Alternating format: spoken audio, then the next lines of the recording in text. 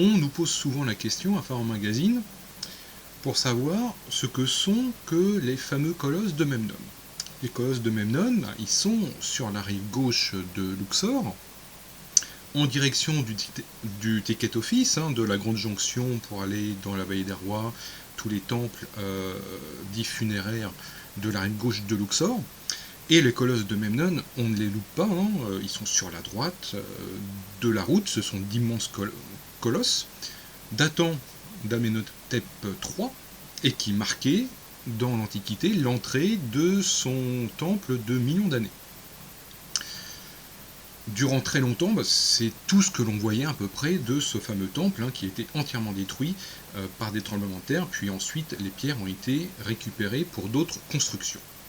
Alors, ces colosses, dits de Memnon, donc ce sont des colosses royaux, des colosses assis comme nous pouvons le voir, architecture absolument classique de la statuaire royale dite monumentale. Donc on voit que les deux statues reposent sur un socle. On a le siège royal assez classique. Ensuite on a des princesses et des reines de chaque côté des jambes. Le roi est assis avec le némès, donc la coiffe royale par excellence, et les mains posées sur les cuisses.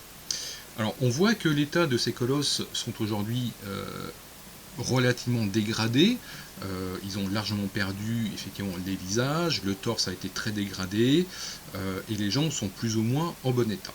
Alors c'est vrai que ces colosses ont subi plusieurs tremblements de terre, plus ou moins sérieux, et surtout le colosse de droite a une histoire assez particulière.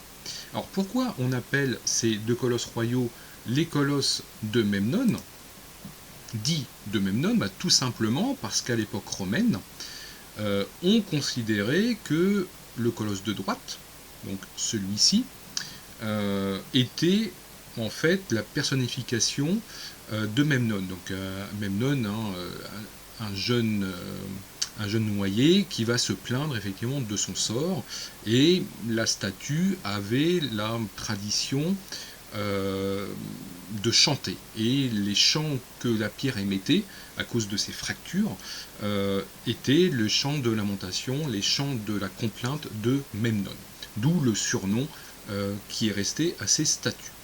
Alors il faut comprendre que ces deux statues ne sont pas du tout dans le même état de conservation. On voit bien que la grande statue de gauche, donc celle-ci, reste entière. Je rappelle que ces statues ont été taillées dans un seul bloc de pierre, mais que la statue de droite, donc le véritable colosse de Memnon, a été largement reconstituée après coup. Comment se fait-il? En fait, tout simplement parce qu'à l'époque romaine, suite à des tremblements de terre, à des fissures qui ont fracassé en fait la roche, durant une partie de l'époque romaine, au lieu d'avoir effectivement une statue entière, en fait, il n'est resté plus que le bas de la statue. Tout le haut, en fait, m'avait été détruit, avait été disloqué, il ne restait que des fragments.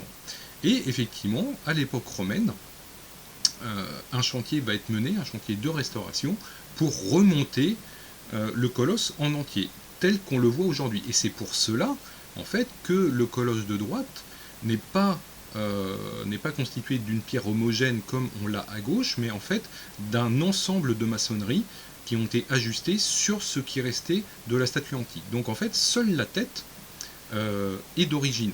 Tout le reste a été rajouté et adapté pour reconstituer la statue antique. Alors, ce qui se passe aussi au colosse, c'est que le sol s'affaisse. Et c'est vrai que lorsqu'on regarde bien, on a une différence de niveau entre les deux colosses, parce qu'ils s'affaissent dans le sol. Il faut quand même voir que ces deux colosses pèsent plusieurs centaines de tonnes. Et à force, effectivement, comme le sol il est relativement meuble, les statues ont tendance effectivement à s'enfoncer. On constate aussi que les socles sont en mauvais état. Il y a eu de nombreuses campagnes de restauration, et une des grandes dernières s'est déroulée il y a une dizaine d'années, où plusieurs morceaux de socle et du trône ont été remis en place, et notamment dans la statue de droite. Et à gauche, on voit effectivement que les restaurateurs ont carrément moulé une partie du socle pour restabiliser la statue.